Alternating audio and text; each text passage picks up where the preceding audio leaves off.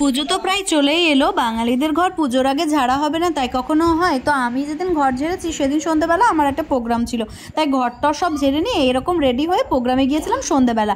তো চলো আজকে তোমাদের সঙ্গে শেয়ার করি আমি কিভাবে ঘরটা পরিষ্কার করলাম। যদিও সমস্ত কিছু আমি ভিডিওতে দেখাতে পারবো না, তার কারণ হচ্ছে কাজ করেছি তো ভিডিও করা সেইভাবে আমি সুযোগ পাইনি, তবুও কিছুটা চেষ্টা করেছি দেখানোর।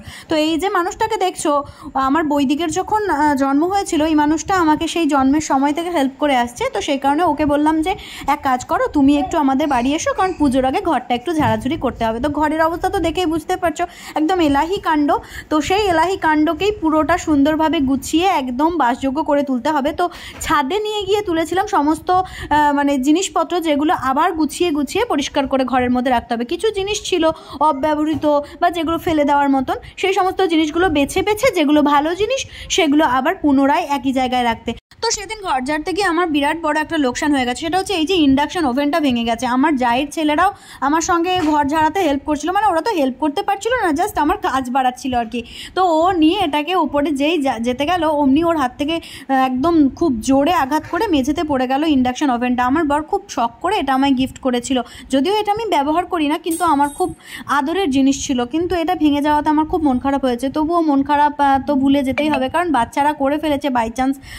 তো সেখানে তো আর ওদেরকে কিছু বলা যায় না, যে এই যে হলুদ রঙের জামা পরা ছেলেটা ওর কাছ থেকে হয়েছে। এই যে বৈদিক ঐশিক সবাই মিলেই কিন্তু সেদিন কাজ বাড়াচ্ছিল, মানে কেউ তো এরা কাজ করতে পারবে না, বরং আমাদের কাজগুলোকে এক্সট্রা করে দেবে। তো এই যে দেখতে পাচ্ছ সীমাকে বললাম যে তুমি একটু ঘরগুলো সুন্দর করে মুছে দেবে, কারণ আমাকে তো ধরো রান্নাবান্না করতে হয়েছে। আমিও কিছু কিছু ঘর পরিষ্কার করেছি, তবে সীমা বেশিরভাগ হেল্পটা সীমা করে দিয়েছে। তো এই দেখো আমার লেজবিহীন বাদরটা যেখানে সেখানে পারে গাছের মতন উঠে যায়। তো রান্নাঘরের যে বাঙ্কারটা রয়েছে ওখানে আমরা বিভিন্ন রকমের জিনিস স্টোর করে রাখি, তো ওখানেই ঐশিক উঠে গেল এবং তারপরে এক একটা জিনিস দিতে থাকলো। তো আমার মুখ চোখ দেখে বুঝতে পারছো যে হ্যাঁ আমিও কিছু কিছু কাজ করেছি, এদিকে রান্না সামলেছি, ওইদিকে বৈদিককে সামলেছি, তারপরে আবার যে গোছানোর যে জিনিসগুলো ছিল সেগুলো কিন্তু আমি সবটা সম্পূর্ণ করেছি। কারণ সীমা ঘরটাকে পরিষ্কার করে দিয়ে ও কিন্তু খাবার দাবার খেয়ে চলে গেছিলো। তারপরের যে ব্যাপারগুলো মানে গুছিয়ে আবার পুনরায় সেই জিনিসগুলোকে নামিয়ে নিয়ে আসা, এগুলো কিন্তু আমি করেছি।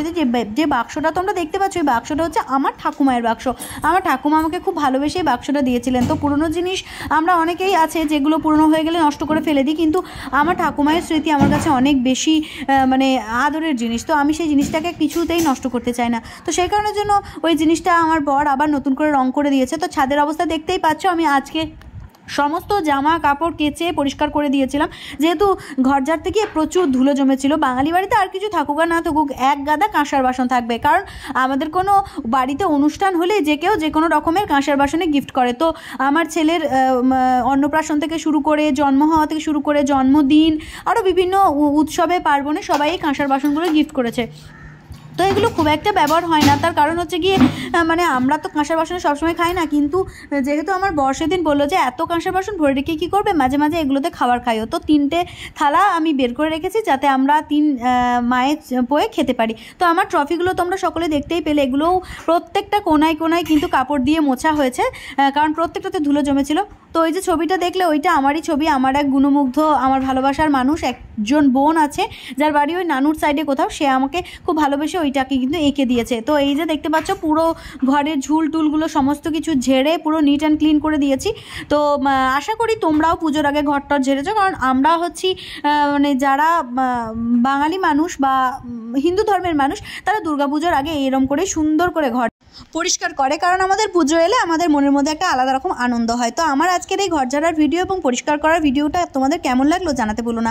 সারাদিন কাজ করার পর মুখটার অবস্থা খুব খারাপ ছিল, তাই সুন্দর করে নিজের মুখটাকে ক্লিন করে নিলাম। তারপর এই যে দেখতেই পাচ্ছ একদম ভূত থেকে রেডি হয়ে একদম সুন্দরভাবে রেডি হয়ে নিয়েছি, কারণ আজকে সন্ধ্যেবেলায় আমার একটা প্রোগ্রাম ছিল, একটা নাচের প্রোগ্রামের অ্যাঙ্কারিংয়ের। তো আমার সাজটাও কেমন হয়েছে সেটাও কিন্তু জানাতে ভুলবে না। তো তোমাদের আশীর্বাদ, তোমাদের ভালোবাসা, শুভকামনার জন্যই কিন্তু আমার ভিডিও করতে এত ভালো লাগে। তো তোমাদের কমেন্টের অপেক্ষায় রইলাম, সবাই কেমন আছো সেটাও জানিও। ধন্যবাদ। হরে কৃষ্ণ, রাধে রাধে।